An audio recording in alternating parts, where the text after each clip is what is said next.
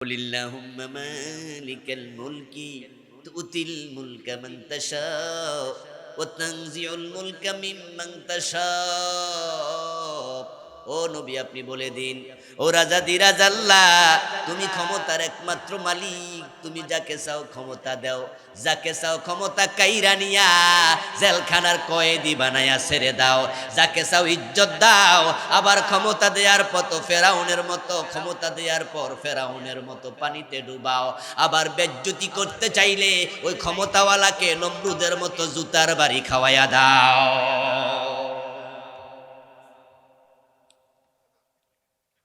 আমার ভাইয়েরা, শিরক বাংলাদেশে অ্যাভেলেবেল। বিশেষ করে যে এলাকায় মাজার আছে ওই এলাকায় শিরকের বাজার মিলে যায়। হক্কানি ফির হোক আর গাইরে হক্কানি হোক, মাজার আছে যেখানে কম বেশি শিরিক আছে। শাহজালাল রহমতুল্লাহি আলাইহি হক্কানি ফির, শাহপরান রহমতুল্লাহি আলাইহি হক্কানি ফির, মাইনুদ্দিন চিশতি রহমতুল্লাহি আলাইহি হক্কানি ফির। কিন্তু উনাদের মাজারেও শিরিক আছে। মাইনুদ্দিন চিশতির মাজারে তো ডাইরেক্ট ছায়, তো ফিরে না খালি হাতে খাজা বাবার দরবারে। খাজা মাইনুদ্দিন চিশতি রহমতুল্লাহি আলাইহি শিরকের বিরুদ্ধে জিহাদ করার জন্য আরব থেকে ভারতে আসছে। হযরত শাহজালাল রহমতুল্লাহি আলাইহি গুরু গোবিন্দের বিরুদ্ধে যে তলোয়ার হাতে নিয়ে যুদ্ধ করেছে, ওই তলোয়ারটা সিলেটে এখনো আছে। আমি নিজে ধরে দেখেছি, 2.5 থেকে 3 কেজি ওজন হবে ওই তলোয়ার, একজনের বাড়িতে আছে। গুরু গোবিন্দের সাথে যুদ্ধ করেছে শাহজালাল। আমার এই চোখ সাক্ষী। শাহপরান রহমতুল্লাহি আলাইহির কবর জিয়ারত করার জন্য গেলাম, মাজার জিয়ারত করার জন্য গেলাম। উনার কবর জিয়ারত করতে গিয়া দেখি টিলার উপর উনার কবর। 1999 সনে গেছি ছাত্র জীবনে, সিলেট ঘুরতে গেলাম। ভাবলাম হুজুরকে একটু সালাম দিয়া যাই, কবর জিয়ারত জায়েজ আছে কিনা। কবর জিয়ারত সুন্নাহ, কাছে দিয়া যাবেন, কবর জিয়ারত করবেন, কোনো অসুবিধা নাই। ফাইন্নাহা তুযাক্কিরুকুমুল মাউত, কবরের কাছে যেও, কবর জিয়ারত করিও, কারণ কবরের কাছে গেলে তোমার নিজের মৃত্যুর কথা স্মরণ হবে।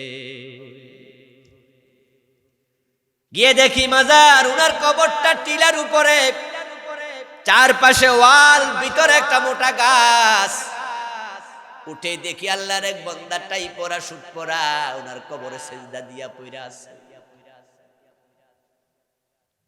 অত শুনি হক্কানি ফির শাহজালাল রহমতুল্লাহি আলাইহির মাজারে কত মানতের টাকা দেয়, কত মোমবাতি দেয়। কবরে মানত করা শিরিক, কবরের কাছে চাওয়া শিরিক, কবরের নামে কসম করা শিরিক, কবরে সেজদা দেয়া শিরিক। এজন্য ইসলামে কারো কবর উঁচু করাই জায়েজ নাই। মক্কা বিজয়ের পর রাসূলুল্লাহ সাল্লাল্লাহু আলাইহি ওয়াসাল্লাম হযরত আলীকে ডেকে বলছেন, আলী, আমি তোমাকে দায়িত্ব দিলাম, যত উঁচু কবর আছে সবগুলো মাটির সাথে সমান করে দাও। মদিনায় একটা কবরস্থান আছে যেটার নাম বাকিয়াল গারকাদ। বাংলাদেশের লোকেরা জান্নাতুল বাকি বলে। ওই বাকি নামক কবরস্থানে 10,000-এর মতো সাহাবীর কবর। যারা হজ উমরায় গেছেন, বলুন তো বাকি গোরস্থানে মাজার আছে কয়টা? উঁচু কোনো কবর আসেনি। এখানে হযরত আয়েশার কবর, এখানে উম্মাহাতুল মুমিনিন অনেকের কবর, এখানে হযরত উসমানের কবর, এখানে হযরত ফাতেমার কবর। একটা কবরও ছিন্ন নাই, সব কবর সমান। আর আমাদের দেশের ল্যাংটা মারা গেল মাজার হইয়া যায়, ঠিক কি না? ল্যাংটা বাবার কবরস্থানে দরগা মাজার। ভূতে ধরছে, মগজ শয়তান গিলে খাইছে। শিরক নিয়ে আমি বই লিখেছি, আলহামদুলিল্লাহ।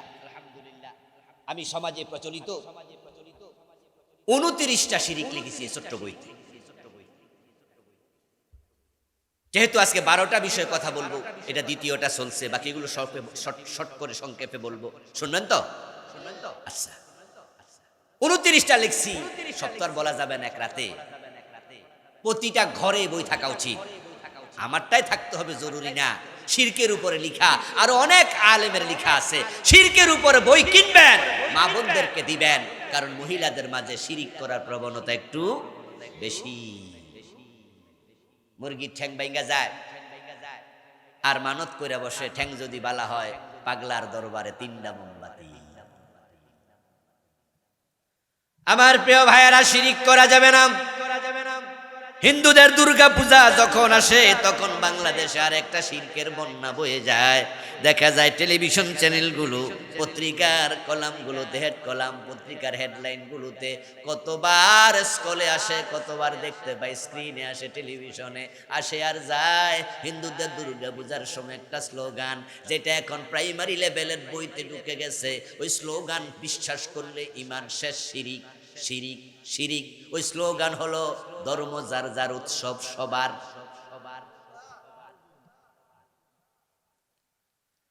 ও মুসলমান, এটা আল্লাহর কোরআন বিরোধী স্লোগান। পবিত্র কোরআন মাজিদ আল্লাহ তাআলা বলেছেন, লাকুম দীনুকুম ওয়ালিয়া দীন।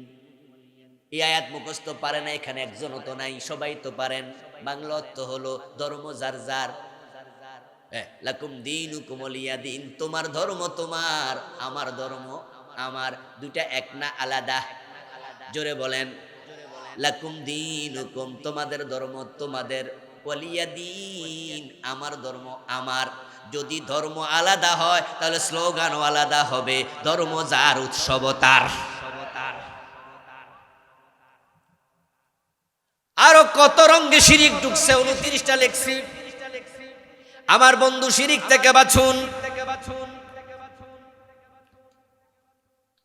3 নাম্বার আল্লাহ বলে, ওয়াবিল ওয়ালিদাইনি ইহসানা।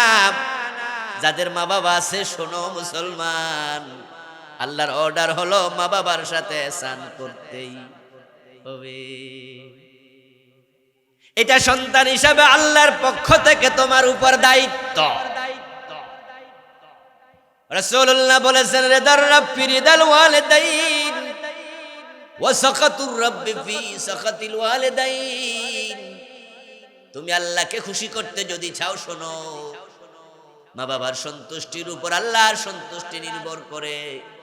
যে সন্তানের উপর মা বাপ না খুশ, মা বাপ নারাজ, শতবার হজ করে আল্লাহকে রাজি করতে পারবে না, কোটি টাকা খরচ করে আল্লাহকে রাজি করতে পারবে না, তাহাজ্জুদ পরে কপালে কালো দাগ ফালাইলেও আল্লাহ রাজি হবে না। 5 তলা 7 তলা 10 তলা বিল্ডিং এর নিচে ফাউন্ডেশন থাকে, ফাউন্ডেশন না থাকলে বিল্ডিং দাঁড়ায় না। যে সন্তানের উপর আল্লাহ তার মা বাবা খুশি না, ওই সন্তানের উপরে আল্লাহ কোনোদিন খুশি হবে না। বরং আমরা যারা আল্লাহকে তাড়াতাড়ি খুশি করতে চাই, কে না চায়, সবাই তো চায় আমার আল্লাহ আমার উপর খুশি হোক। আমি আপনাদেরকে বলছি, যাদের মা বাবা আছে, দোস্ত শোনো, মা বাবাকে খুশি করো, আল্লাহ অতি সহজে খুশি হবে। সুবহানাল্লাহ পড়ে। কথাটা আমার না, কথাটা হচ্ছে কোরআনের সবচেয়ে বড় মুফাসসির যিনি, আব্দুল্লাহ ইবনে আব্বাস, রাসূলুল্লাহ স্বাস্থ্য ভাই, যাকে রাইসুল মুফাসসিরিন বলা হয়, উনার, এটা সহিহ বুখারীর হাদিস। আব্দুল্লাহ ইবনে আব্বাস বলেন, ইন্নী লা আ'লামু আমালান আকরাবু ইলাল্লাহি মিন বিররিল ওয়ালিদাইন। তোমরা আল্লাহর কাছে যাওয়ার জন্য, নৈকট্য পাওয়ার জন্য কত আমল করো। আমি ইবনে আব্বাস বলছি, শোনো, আল্লাহর ইবাদত করে করে কাছে যাওয়ার জন্য যত ইবাদত আছে, মা বাবার সন্তুষ্টি অর্জন করো, তাদের খেদমত করো। তাদের খেদমতের মাধ্যমে আল্লাহর যত তাড়াতাড়ি কাছে যাওয়া যায়, এমন আর কোন আমল আছে আমি ইবনে আব্বাস জানি না। হুমা জান্নাতুকা ওয়া নারুকা, তারাই তোমার জান্নাত, তারা তোমার জাহান্নাম। আল্লাহর হাবিব মেরাজের রাতে যায়া দেখেন, জান্নাতে এক বেটা বইয়া বইয়া কোরআন তেলাওয়াত করতেছে। রাসূলুল্লাহ আশ্চর্য হলেন, কি রে, এ বেটা জান্নাতে আসলো, কোরআনও পড়তেছে, এই অনুমতি আল্লাহ তারে দিল, নিঃসন্দেহে বড় আমলওয়ালা মানুষ। রাসূল দাঁড়ালেন, জিজ্ঞাসা করলেন, জিবরিল মান হুয়া, লোকটা কে? জিবরিল আমিন বলে, ইয়া রাসূলুল্লাহ, আপনি কি চিনেন নাই? হুয়া হারিসা ইবনে নুমান, এটা আপনার সাহাবী হযরত হারেসা। অথচ ইতিহাসে পাওয়া যায় হযরত হারেসা তখনও দুনিয়ায় তিনি ইন্তেকাল করেছেন অনেক পরে কোন ঐতিহাসিক বলেছেন আমিরে মুয়াবিয়ার যুগে। অথচ রাসূল দুনিয়ার হারেসাকে জান্নাতে কোরআন তেলাওয়াত করতে দেখলো। দুনিয়ায় ফিরে এসে রাসূলুল্লাহ ডাকলেন, হারেসা এমন কি নেক আমল করো গোপনে গোপনে জান্নাতে ঢুইকা গেছো অলরেডি, কোরআন তেলাওয়াত করতেছো। কালান নবী সাল্লাল্লাহু আলাইহি ওয়াসাল্লাম দাখালতুল জান্নাতা ওয়া সামিতু ফীহাল কুরআন, আমি জান্নাতে ঢুকে তোমার তেলাওয়াত শুনেছি। হারেসা বিন নুমান জবাব দেন, ইয়া রাসূলুল্লাহ তেমন কোনো আমল তো নাই, স্পেশাল কোনো আমল নাই, আপনি যেগুলা বলেন সেগুলাই তো আমল করি ইয়া রাসূলুল্লাহ। তবে একটা আমল আমার অতিরিক্ত আছে যেটা সবার নাই, সেটা হলো আমার একজন বুড়া মা আছে, আমার মা নিজ হাতে খাইতে পারে না, এত বুড়া, আমি আমার মারে আমার হাতে খাওয়াই, মারে না খাওয়াইয়া আমি হারেসা খাই না। প্রিয় নবীর সাথে হারেসা বিন নুমানের গল্প হচ্ছে, কথা হচ্ছে। এর মাঝে কয়েকজন সাহাবী রাসূলুল্লাহর কাছে এসে তারাও বলল, হুজুর আমরাও সাক্ষী দিচ্ছি, কানা আবাররান নাস বি উম্মিহি, মানুষের মাঝে যত লোক আমরা দেখেছি মায়ের সাথে ভালো ব্যবহার করে, হারেসা বিন নুমান তাদের মাঝে সবার সেরা। ইয়াগসিলুহা বিয়াদিহি ওয়া ইউতইমুহা বিয়াদিহি ওয়া ইয়াফলি রাসাহা বিয়াদিহি। ও রাসূল আমরা সাক্ষী দিচ্ছি, আমরাও জানি হারেসা মাকে শুধু খাওয়াইয়া দেয় না, মা বুড়া তাই গোসলটাও হারেসা করাইয়া দেয়, মায়ের মাথার চুলগুলো আশ্রয়া দেয়, মায়ের গায়ে তেল মেখে দেয়, মার প্রতি এত ভালো আচরণ সে করে যেটা সচরাচর মানুষ করে না। প্রিয় নবীজি একটুকু শুনেই তিনবার বললেন, কাযালিকামুল বিররু কাযালিকুমুল বিররু কাযালিকুমুল বির, বুঝে ফেলেছি রে হারেসা, এটাই বিররুল ওয়ালিদাইন, মায়ের দোয়ার কারণে দুনিয়ায় থাকতে জান্নাত পেয়ে গেছো।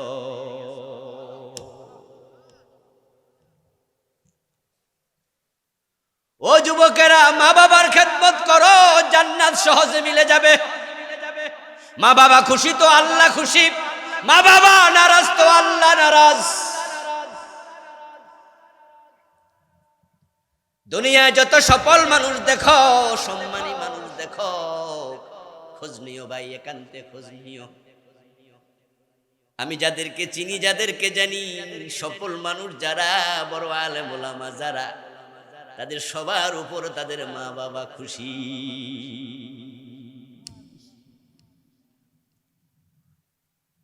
আর যাদের উপর মা বাবা নারাজ, তোমার কপাল পোড়া, তোমার কপাল পোড়া, তোমার কপাল পোড়া। সকালবেলায় মানুষ যখন ঘুম থেকে ওঠে, আসবাহা লাহু বাবান মাফতুহান মিনাল জান্নাহ আও আসবাহা লাহু বাবান মাফতুহান মিনান নার, কারো জন্য জান্নাতের দুটি দরজা আল্লাহ খুলে দেয়, কারো জন্য সকালে জাহান্নামের দুটি দরজা আল্লাহ খুলে দেয়। রাসূলুল্লাহ বলেন তা নির্ভর করে গত রাতে মা বাবার সন্তুষ্টির উপরে, গত রাতে যে সন্তানের উপরে তার মা বাবা খুশি ছিল, আল্লাহ সকাল বেলায় ওই সন্তানের জন্য জান্নাতের দুইটা দরজা খুলে দিল। আর গত রাতে যে সন্তানের উপরে মা বাবা নারাজ ছিল, সকাল বেলা জাহান্নামের দুইটা দরজা তার জন্য আল্লাহ খুলে দিল। বউয়ের কথা শুই না মায়ের সাথে ঝগড়া করছে গত রাতে, বউয়ের কথা শুই না বাবার সাথে ঝগড়া করছে, এমন কিছু হতবাগা যুবক আছে না নাই? তোমার জন্য জাহান্নামের দরজা খুলে যাবে, সাবধান সাবধান সাবধান। 4 নম্বর বিজিল কুরবা ওয়াল ইয়াতামা ওয়াল মাসাকিন, আত্মীয়দের হক আদায় করো। আত্মীয়দের হক আছে কিনা? বোনের হক আছে না নাই? ভাইয়ের হক আছে না নাই? ফুফুর হক আছে না নাই? খালার হক আছে না নাই? তুমি নিজে খাবে, নিজে ভালো থাকবে, তোমার বোন, তোমার ভাই, তোমার ফুফু, তোমার খালা তারা কষ্টে থাকবে, এটা হবে না। তাদের পাওনাগুলো দিয়ে দাও, এবং তোমার সম্পদের মাঝে তাদের হকও আছে। যারা আপনজন যারা গরিব তারা তোমারই লোক, এই জন্য তাদের পাওনা কখনো আটকায়া রাখবা না। মান আখাযা শিবরাম মিনাল আরদি যুলমা ফাইন্নাহু ইউতাওয়াকুহু ইয়াউমাল কিয়ামাতি মিন সাবঈ আরদিন। বনের যে জমিটা তুমি দখল করে রেখেছো, তুমি বড় ভাই, তাই ছোট ভাইরে ঠকাইয়া ভালো জায়গা তুমি নিছো, খারাপটা ছোট ভাইরে দিছে, এমন কিছু বড় ভাই আছে না নাই? বড় ভাই এলাকার মেম্বার, এলাকার চেয়ারম্যান, এলাকার একটু নেতা টাইপের, ছোট ভাই তেমন না। এই জন্য দেখবেন যে বাজারের দোকানটা উনি সামনের টানে হেরি পিছের টানে। বড় ভাই ক্ষমতা আছে, তাই দেখা যায় যে ক্ষেতের পাশে যেখানে রাস্তা আছে এটা হে নেয়, আর যেটা রাস্তা না এটা ছোট ভাইরে দেয়। চান্স পাইলে জবরদখল করে, জাল দলিল করে, ক্ষমতা খাটাইয়া অন্যের জমি দখল কইরা বিল্ডিং তুলে ফেলে, এমন লোকও আছে না নাই? সাবধান হও, তোমার সম্পদ এই জমিনকে আল্লাহ 7 গুণ বড় করে হাসরের দিন তোমার গলায় ঝুলাইয়া দেবে। এজন্য যারা মানুষের জমি দখল করে, আপনজনকে ঠকায়, ওয়ারিশের সম্পদ কেটে নেয়, আমি তাদেরকে পরামর্শ দেই যে ভাই একটু বেশি কইরা দুধ টুধ রোজ কইরা খাইয়েন, শরীরে গায়ে গতরে বল কইরা মরিয়েন, কারণ এত বড় জমি বল কইরা মরেন। তবে তো সাইডে 7 গুণ না, তলার দিকে 7 গুণ, এত বড় বিশাল পাহাড় গলায় আল্লাহ ঝুলাইয়া বলবে সামনে চল, টাইনা টাইনা যাওয়া লাগবে, তো গা গতর মোড়া না হইলে টানবেন কেমনে? অন্যের জমি দখল করলা, থাকলো কারা, মায়ের খাইলো কে? তুমি কি মরার সময় এই মাটিগুলা বিশাল জমিন কবরে নিতে পারবা? 3.5 হাতের বেশি নাই। এমন জায়গায় মৃত্যু হতে পারে তোমার লাশটাও দাফন করা হবে না, এমন জায়গায় মৃত্যু হতে পারে 3টা সাদা কাপড়ের কাপড় কপালে ঝুঁকবে। আত্মীয়দের হক দেন, ইয়েতিমের হক দেবেন। ইয়েতিমের সম্পদ খাওয়া মানে হচ্ছে সরাসরি জাহান্নামের আগুন খাওয়া। যাদের ইয়েতিম সন্তান আছে আপনার অধীনে সাবধান, খুব বেশি। ইন্নামা ইয়াকুলুনা ফি বুতুনিহিম নার, তারা শুধুমাত্র পেটে জাহান্নামের আগুন ঢুকায়। ওয়াল জারি যিল কুরবা ওয়াল জারি যিল জুনুব ওয়াস সাহিবি বিল জামবি ওয়াবনাস সাবিল। প্রতিবেশীকে কষ্ট দিও না, নিকটতম প্রতিবেশী, দূরতম প্রতিবেশী, আত্মীয় প্রতিবেশী, প্রতিবেশী যারা, তারা যদি আপনাকে ভালো বলে আল্লাহর কাছে আপনি ভালো, প্রতিবেশী যদি খারাপ বলে আল্লাহর কাছে আপনি খারাপ। রাসূলুল্লাহর নিকটে এক মহিলার আলোচনা হলো। এই মহিলা বড় নামাজি, তাহাজ্জুদ পড়ে, এই মহিলা বড় দানশীল, ফরজ সাদাকা তো করে, যাকাত পর্যন্ত জাকাতের সাথে নফল সাদাকা দেয়। এই মহিলা নফল রোজা রাখে, ফরজ রোজা তো রাখেই। খুব আলোচনার পরে একজন বলতেছে গায়রাহা আন্নাহা তুজি বিলিসানিহা জিরানাহা, তবে একটা ব্যতিক্রম কাজ আছে। ওই মহিলা প্রতিবেশীকে গালিগালাজ করে, গীবত শেকায়াত করে, জিহবা দিয়ে কষ্ট দেয়, তার একটা দোষ। আর না হয় তার গুণের অভাব নাই, নামাজ পড়ে, রোজা রাখে, হজ করে, যাকাত দেয়, নফল সদকা, নফল রোজা, নফল নামাজ সব। রাসূল শুনে বললেন ইন্নাহা ফিন্নার, হিয়া ফিন্নার, ওই মহিলাটা জাহান্নামে যাবে। যে প্রতিবেশীরে কষ্ট দেয় আল্লাহ তাকে জান্নাত দেয় না। হাজী সাহেব কি খবর? প্রতিবেশীরে গালিগালাজ করে, মাথার টুপি দিয়া গাইলে এমন লোক আছে নি? মাথার মাঝে টুপি আছে, মসজিদ থেকে আইছে, টুপিটাও খোলে নাই, এর মাঝে গাইলে শেষ। একটু পয়সাওয়ালা মানুষ তো, পাশের বাড়ির গরিবের মুরগি বাড়ির ঢুকছে, বাইরে ঠ্যাং গেলায়। ধনীর ছেলে পাশের বাড়ির গরিবের ছাগল জবাই করে খায়ালা, এমন ঘটনা। জুলুম জুলুম জুলুম করছে। ওয়াল্লাহি লা ইয়ামুনু ওয়াল্লাহি লা ইউমিনু ওয়াল্লাহি লা ইউমিনু মান লা ইয়ামানু জারুহু বাওয়াইকাহু। প্রিয় নবী আল্লাহর কসম করে বলতেছে, সে মুমিন নয়, সে মুমিন নয় যার অনিষ্ট থেকে তার প্রতিবেশী নিরাপদ নয়। পেট ভরে খাইলেন, প্রতিবেশী না খাইয়া আছে গরিব, খবর নেয় না, খবর নেয় না, নিজেরা জৌলসে আছে। আমার রাসূল বলেন লা ইউমিনু মান ইয়াশবাউ ওয়া জারুহু জাইউন ইলা জামবিহি, যে পেট পুরে খেলো তার প্রতিবেশী না খাইয়া আছে, খবর নিল না। আমি নবী বলছি এই লোকটা এখনো মুমিন হতে পারে নাই। প্রতিটা অংশ নিয়ে এই যে পরিবার, মা বাবা, এরপরে প্রতিবেশী, সবগুলো নিয়ে আমি আলাদা আরেকটা বই লিখেছি আলহামদুলিল্লাহ। এই বইটা 244 পৃষ্ঠা, অনেক বড়। এটা নামে আমি দিয়েছি ব্যক্তি ও পরিবার গঠন ইসলাম। স্টেজে বইগুলো আছে, আমার ড্রাইভার সাহেবের কাছ থেকে নেবেন। 7টা লিখেছি। সর্বশেষ যেটা লিখেছি এটা গত মাসে আসছে নভেম্বরে আলহামদুলিল্লাহ, গত মাসের আগের মাসে, সেটা 400 পৃষ্ঠা। ওহিরায়না পরকাল, একবারে মৃত্যু থেকে জান্নাত জাহান্নাম পর্যন্ত 550 উপরে হাদিস লিখেছি, অনুবাদ সহ, হাদিসের দলিল নাম্বার সহ, কিতাব নাম্বার সহ 500 উপর আয়াত এনেছি। এগুলো আপনাদের জন্য পাথেয়। সবাই লিখতে পারবে না, সবাই বলতে পারবে না, অনেক জানে কিন্তু মাইকের সামনে আসলে কইতে পারে না, এমন কিছু লোক আছে। আমার এক ওস্তাদ ছিল, অনেক বড় ওস্তাদ, মারা গেছে, মাওলানা আমিরউদ্দিন রাহিমাহুল্লাহ। অনেক বড় আলেম ছিল। তো হুজুর গল্প করতো, বলতো আমার বিভিন্ন মাহফিলে সভাপতি বানায় আমি যাই, কিন্তু বক্তা দাওয়াত দিলে যাই না। কেন? ওই যে মাইক হাতে নিলে সব ভুলে যায়। আমাদেরকে কাফিয়া পড়াইছে, সরেজামি পড়াইছে, সরে তাজিব পড়াইছে। মানে উনি অনেক বড় আলেম ছিলেন। উনি বলতেন মাইক সামনে গেলে সব ভুলে যায়। অথচ আপনাদের কিশোরগঞ্জে তো একজন বক্তা ছিল ভৈরব এলাকায়, মসজিদের টাকা তুলতে তুলতে বাংলাদেশে সেরা বক্তা হয়ে গেছে। এই নাম আমি কমু না, আপনারা নিজেরটা নিজে কোন কেন কই যে আমরা ফোলা আমরা কমু না। হাফেজও ছিল না, দাখিল পাশও ছিল না, কিন্তু উনার ওয়াজ শুনে আমিও কেঁদেছি।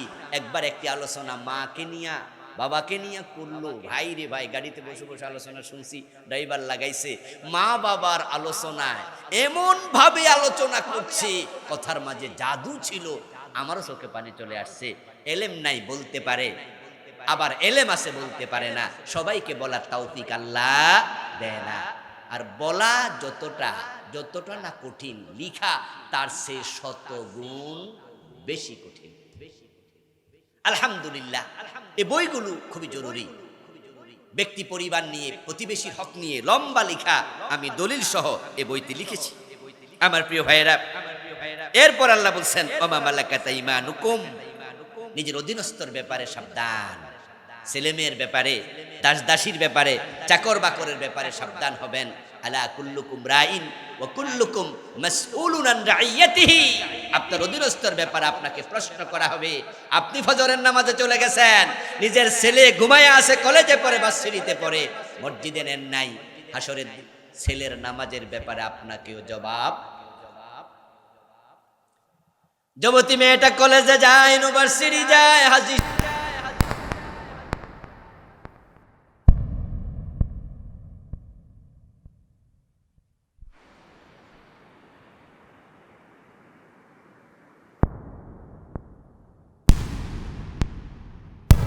দিয়া দিচ্ছেন, দুইজন এক টেবিলে পড়তেছে, বেপর্দা একটা মেয়ে একটা ছেলে যখন একত্রিত হয়, তাদের দুইজনের মাঝে একজন আছে, তার নাম হলো ইবলিস, শয়তান। আপনার মেয়েটা সুন্দর, চেহারা সুন্দর, ঠোঁট সুন্দর, মাথা সুন্দর, যৌবনকালে বুক সুন্দর, পিঠ সুন্দর, চুল সুন্দর। এই মেয়েটার সৌন্দর্য আল্লাহ দিয়েছে তার হাজব্যান্ডকে দেখার জন্য, নয়ন জুড়াবে, তার হাজব্যান্ড তার কাছে যাবে, তাকে পাবলিকের সম্পদ বানানোর জন্য দেয় নাই। আপনার মেয়েটা বেপরদায় চলে, 1000 পুরুষ তাকে দেখে সাধ নেয়। আপনার মেয়ে হয়ে গেল শয়তানের রশি তুল্য, শয়তানের রশি দিয়া বেঁধে 1000 যুবককে জাহান্নামে ফেলে দেবে। আর আল্লাহ আপনারে বলবে, বাবা অধীনস্থ মেয়ের খবর কি, তুই তো দায়ুস। قال النبي صلى الله عليه وسلم الديوس لا يدخل الجنة, প্রিয় নবীজি বলেছেন দায়ুস জান্নাতে যাবে না। দায়ুসকে الذي لا يبالي من يدخل إلى في أهله من يدخل في أهله, দায়ুস তো সেই পুরুষ যে পুরুষ তার পরিবারে কে আইলো কে গেল খবর রাখে না।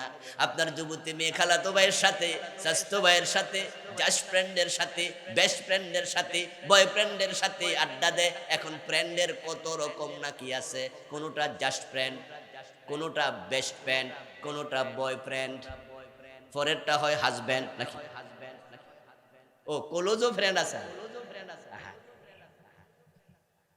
আর আপনি বাবা আপনি মেয়েকে পর্দার ব্যাপারে শাসন করে না, এমন কিছু হতভাগ্য বাবা আছে কিনা? নিজে নিজের মেয়েকে দেখে কেমনে হাঁটতেছে, চুল ছেড়া দিয়ে কিচ্ছু কয় না। ওমা মালাকাত ঈমানুকুম, অধীনস্থর ব্যাপারে সাবধান। হাসরের ময়দানে কত বাবা শুধু সন্তানের মামলায় জাহান্নামী হবে, তার হিসাব নাই। আমার প্রিয় ভাইরা, আমরা আলোচনার শেষ দিকে চলে আসলাম। এই মাহফিলটা ভবিষ্যৎ হোক, আপনারা চান? সবাই চান? কে কে চান একটু আল্লাহকে দেখান তো। নারে তাকবীর, নারে তাকবীর। ডান হাতটা 30 সেকেন্ড তুলে রাখবেন, নামাবেন না, একটু কষ্ট করুন। যদি চান, মাহফিল কমিটি একটু সহযোগিতা চেয়েছে। 10-এর লাঠি, 1-এর বোঝা, পকেটে আমিও হাত দেবো, আপনারাও দেবেন। 10, 20, 50, 100, 1000, আল্লাহ যাকে যতটুকু তৌফিক দিয়েছে গোপনে দেন। গোপনে দান করলে আর সে আজিমের নিচে জায়গা পাওয়া যায়। গোপন সাদাকা আল্লাহর ক্রোধকে প্রশমিত করে, গোপন সাদাকা অসুস্থতাকে দূর করে দেয়। পকেটে হাত দেন প্লিজ। আমরা দোয়ার দিকে যাচ্ছি। এই মাহফিলওয়ালারা কই? কিছু ভাইকে ভিতরে ঢুকিয়ে দেন। কই কিছু ব্যাগ নিয়ে, ওরা রেডি আছে কিনা আমি জানি না, বলছিল আমাকে ব্যাগ নিয়ে রেডি আছে। এই জয়েল ভাই কোথায়? কোথায় আপনার লোক? এই জয়েল ভাই কিছু লোক দেন, ভিতরে ঢুকিয়ে দেন। কই লোক, কই আপনার?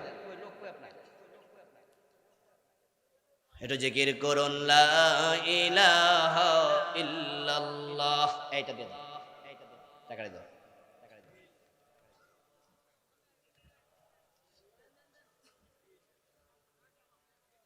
লা ইলাহা ইল্লাল্লাহ, লা ইলাহা ইল্লাল্লাহ, লা